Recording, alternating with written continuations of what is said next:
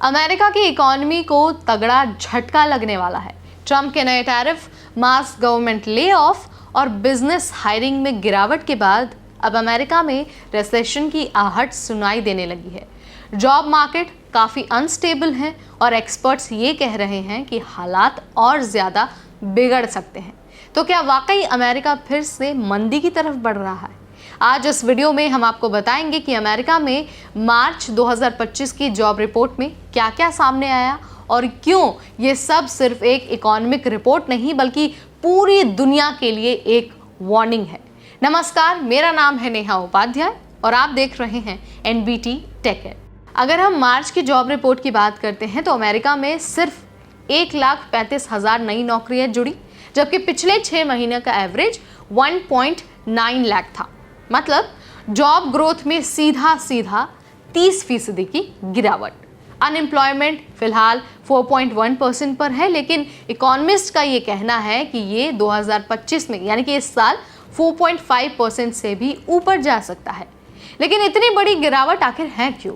देखिए, सरकार ने फेडरल जॉब्स में भारी छटनी की है, कंपनीज हायरिंग करने से बच रही हैं और इसकी सबसे बड़ी वजह है ट्रंप का टैक्स हथौड़ा। ट्रंप ने मार्च में ऐलान किया कि 10% मिनिमम टैरिफ अब ज़्यादातर इंपोर्टेड प्रोडक्ट्स पर लगने वाला है। अब सोचिए, अमेरिका जो इतना इंपोर्ट करता है वहाँ अचानक दाम बढ़ेंगे, कंपनियों का कॉस्ट बढ़ेगा और नौकरी देना मुश्किल हो जाएगा।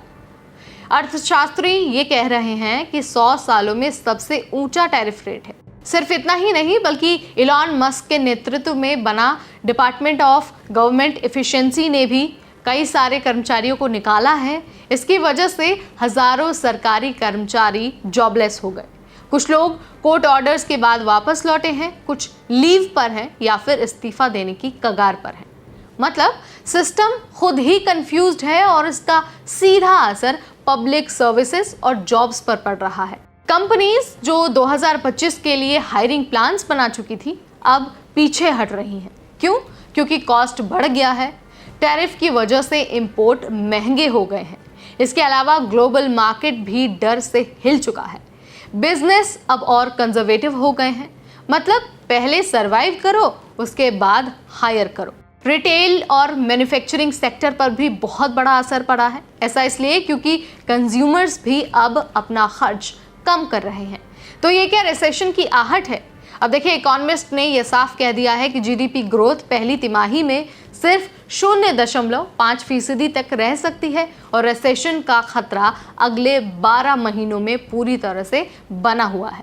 जनवरी और फरवरी में भी कंज्यूमर स्पेंडिंग लो रही है, लोग महंगे प्रोडक्ट्स बेच रहे हैं। साथ ही जॉब लॉस और हायरिंग फ्रीज के बीच मार्केट में अभी भी डर बना हुआ है। तो सवाल तो ये है कि क्या अमेरिका की इकोनॉमी संभल पाएगी?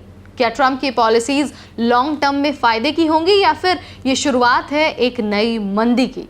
आपको क्या लगता है? आप क्या सोचते हैं? कमेंट के जरिए मुझे ज़रूर बताइए। अमेरिका की इकोनॉमी और मंदी इसलिए भी बहुत इंपॉर्टेंट है क्योंकि भारत से बहुत सारे लोग हर साल अमेरिका जाते हैं H-1B वीज़ा पर और F-1 वीज़ा पर, और उन्हें उम्मीद रहती है कि अमेरिका में पढ़ाई के बाद नौकरी मिलेगी और उनका करियर सेटल हो जाएगा। लेकिन अगर अमेरिका में रिसेशन आएगा, मंदी रहेगी, तो नौकरियां कम होंगी। ऑलरेडी मैं आपको बता चुकी हूँ, कंपनियों ने हायरिंग फ्रीज कर दी है और नौकरियां अब नहीं मिल रही हैं। तो वीडियो अगर आपको पसंद आया है, इन्फॉर्मेटिव लगा, तो इसे लाइक और शेयर करना बिल्कुल ना भूलें। ऐसे अपडेट्स के लिए देखते रहिए NBT टेक एड।